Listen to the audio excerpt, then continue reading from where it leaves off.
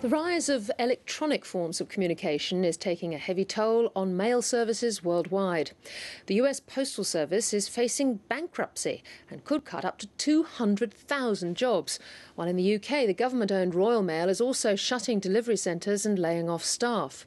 Australia Post, though, appears to have adapted well to the changing times. Emily Stewart reports. Australia Post is now the biggest franchise group in the country, with more than 4,000 outlets.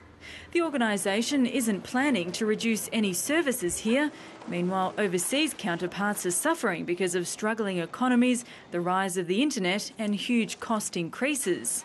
The difference with Australia Post is, unlike the US or UK, we're set up entirely differently, meaning we're in a far better financial position and aren't having to make the deep service cuts that you're seeing in other postal services. The company restructured in 1989 when it stopped being taxpayer funded and became a government business enterprise, a change that's enabled it to grow the business.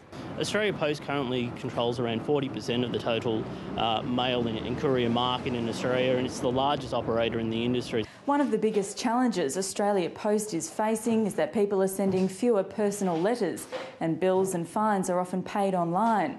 In 2000, Australian households and businesses received an average of 2.3 letters a day, and a decade on that's dropped to 1.8, and it's set to fall even further. But Australia Post's Alex Toomey says the company's moved with the times and business has really picked up in another area. Parcels are our future. Parcels are growing at an extraordinary rate. We're seeing that as Australians shift to online shopping. We saw that really start to begin last year, and now it's omnipresent. In terms of the market for postal services and courier services, it's actually expected to grow over the next 5 years.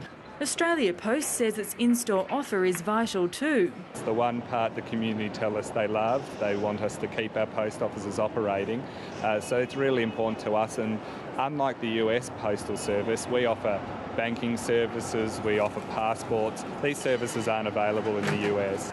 One period which should help lift postal services is the busy Christmas season, when cards and letters seem to still be in fashion.